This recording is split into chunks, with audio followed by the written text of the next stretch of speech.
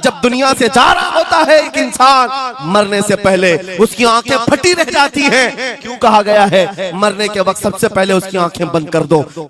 उस वक्त समझ में आने लगता है जब जाने का वक्त होता है।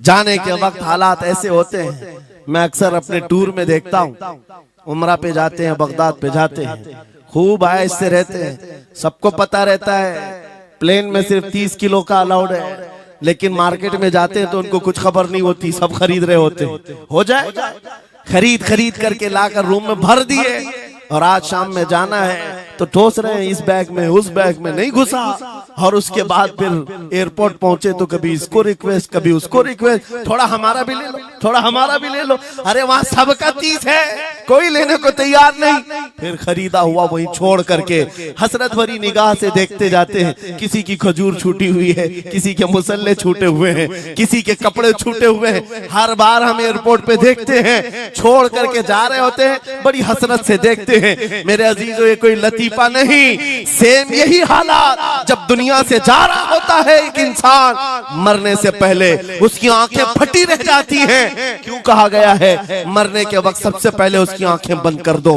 क्योंकि वो अपना माल देख रहा होता है, अपनी औलाद देख रहा होता है, अपना घर बार देख रहा होता है। मैंने इसको बनाया था, इस तरह से कमाया था, इस तरह से इसको पाला था, ये सब देखता रह जाता है। उनमें से किसी चीज को उठा भी नहीं पाता, ले नहीं जा सकता, यहाँ तक कि ऐसी हालत होती है खुद जा भी नहीं पाता, दूसरों के कंधों पर सवार होकर जाना पड़ता है। ये दुनिया की हकीकत।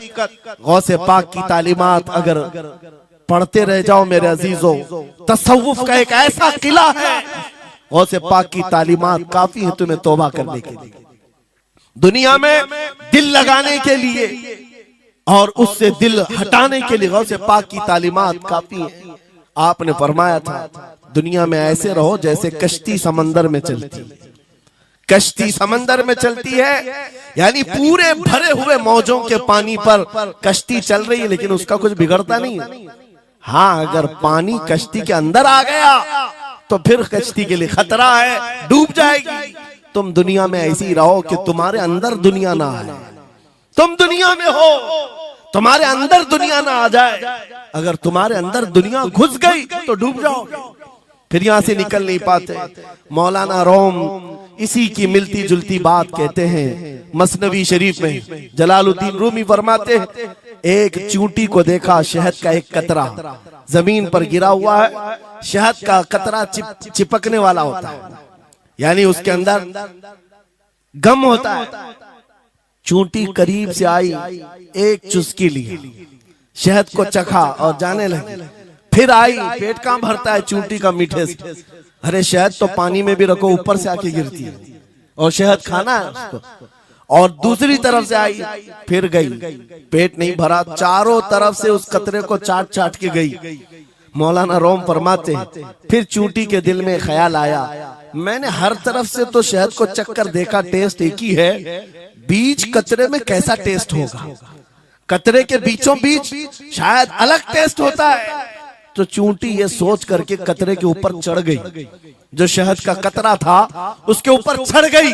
कहा ऊपर चढ़ करके मैं चुस्की लूंगी इसकी और चखूंगी। और जब चढ़ गई तो उसके सारे पैर हाथ उस पे चिपक गए।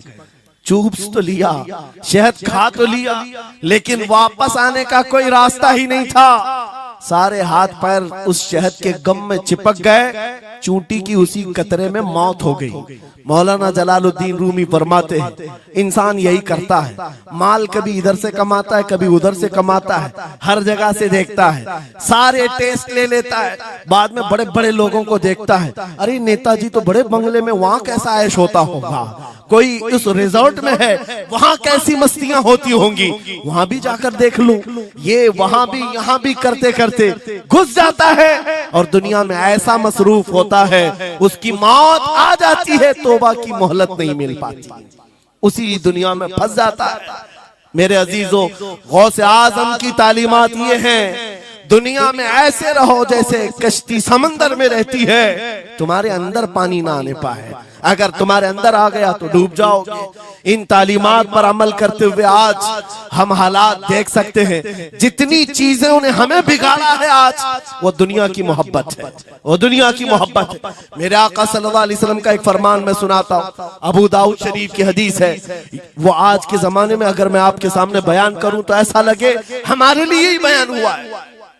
रसूल करीम सल्लल्लाहु अलैहि वसल्लम फरमाते हैं, यूशकु अन तदाअ अलैकुमुल उमम कमा तदाअल अकिलतु इला क़ुसअतिहा। करीब एक जमाना तुम पर आएगा, तुम देखोगे कि सारी जमातें मेरी उम्मत पर टूट पड़ेंगी। ऐसे टूट पड़ेंगी जैसे भूखा बर्तन पे झपटता है, भूखा आदमी जैसे बर्तन पे झपटता है, ऐसे मेरी उम्मत पर सारी कौमें झपट पड़ेंगी। आज वही तो हालात है, आज वही हालात है। सबका टारगेट हम ही है, सबका निशान हम है। सहाबा ने पूछा उस वक्त, यौमइदिन मिन नहनु मिन क़िल्लतिन या रसूल अल्लाह, ऐ अल्लाह के रसूल उस जमाने में हमारी तादाद कम होगी, ऐसा क्यों होगा कि सारे लोग हम पर झपट पड़ेंगे?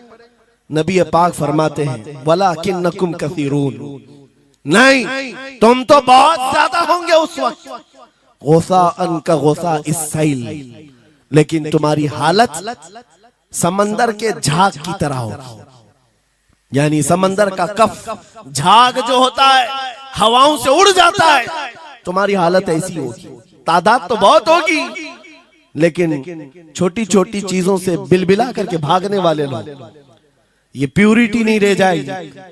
फिर सहाबा ने पूछा, या रसूल अल्लाह सल्लल्लाहु अलैहि वसल्लम, ये ऐसी चीज हमारे अंदर क्यों आएगी? मेरे आका फरमाते हैं, वजह दो ही होगी।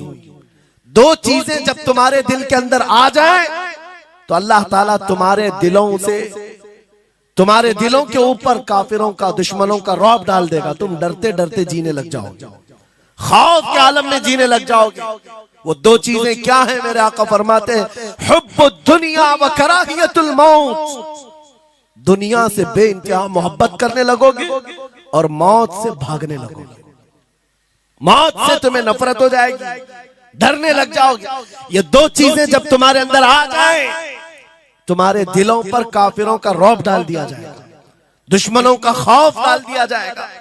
क्या ये दो चीजें आज हमारे अंदर आ गई? है नौजवान, दुनिया में ऐसे मस्त हो गए, हर एक को अपनी मसलहत है।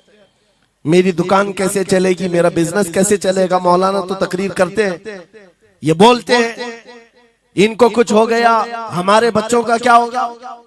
ये सारी मसलहतों की बातें मैं सुन सुन करके पक गया हूं। बहुत सारे लोगों को तो ये लगता है इनके साथ मत बैठो, वरना कल को इन पकड़ के ले जाएंगे तो तुम्हारा भी नाम आ जाएगा। बहुत सारे स्टेज पर उलमा के हालात पर अभी तो चल रहा है। जिस दिन कोई टारगेट पर आए, इधर उधर बैठने से भी डरने लगे। इनके ऊपर इतने केस हैं, बाजू बैठने वालों की भी हालत खराब हो जाएगी, हमारा भी नाम ना आ जाए। मेरे अजीजों, ये सब गीदड़ भपकियां हैं, तुम्हारे ईमान का इम्तिहान। मैं तो यही कहता हूं, हमारे साथ कोई मामला नहीं। वही बात मैं कहता हूं जो अकबर इलाहाबादी ने कहा था, रकीबों ने रिपोर्ट लिखवाई है जा जा के थाने में कि अकबर नाम लेता है खुदा का इस जमाने में। यही रिपोर्ट लिखवाते हैं जा जा करके। हमारी भी जहां रिपोर्ट लिखी हुई होगी, बात यही होगी कि ये रसूलुल्लाह का नाम लेता है और उनके नाम पर लोगों को बात करता है, यही रिपोर्ट होगी।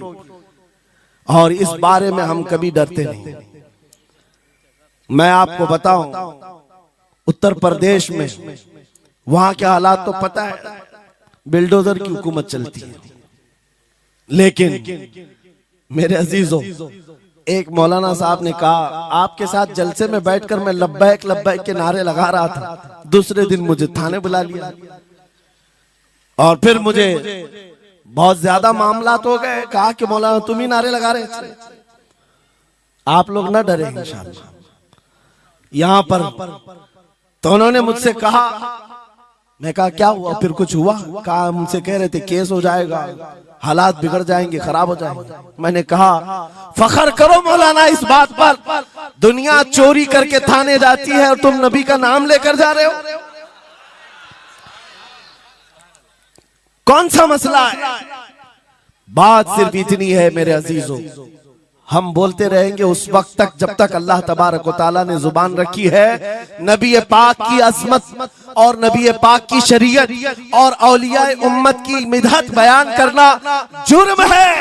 यह जुर्म हम 1000 बार करें, अगर ये जुर्म है 1000 बार करें, बल्कि हम दार पर भी, फांसी के फंदे पर भी ये जुर्म करेंगे, क्योंकि हमारे असलाफ ने हमें ये बताया है जो जान मांगो तो जान दे दें, जो माल मांगो तो माल दे दें, मगर ये हमसे कभी ना होगा नबी का जाहो जलाल दे दे।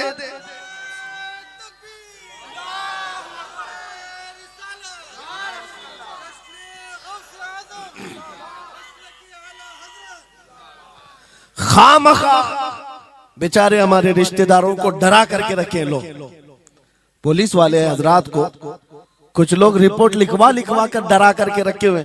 मैं आपको बता रहा हूं, एक साल में तकरीबन 170 के करीब जलसे करके आए।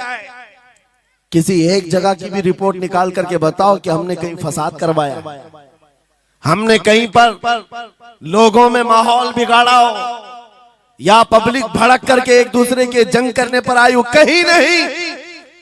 अगर कौम को, सोई हुई कौम को बेदार करना तुम्हारे नजदीक भड़काना है, तो ये भड़काना तो बहुत अच्छा है मेरे अजीजों। हमारा काम सिर्फ इतना है, हम उन नौजवानों से बात कर रहे हैं जो अपने नबी के फिदाई हैं, जो अपने नबी के आशिक हैं, और हम सिर्फ उस लौ को और बढ़ाना चाहते हैं जो इनके सीनों में जल रही है। इनके सीनों में किसी और की नहीं, मेरे मुस्तफा के मोहब्बत की शमा है। अगर वो मध्यम है, हम उसको तेज करना चाहते हैं। बस मेरे नौजवान से मेरा मुतालबा सिर्फ इतना ही है, किसी की जय विजय क्यों पुकारे, क्या गरज हमको, हमें काफी है सैयद अपना नारा या रसूल अल्लाह, हमें काफी है सैयद अपना नारा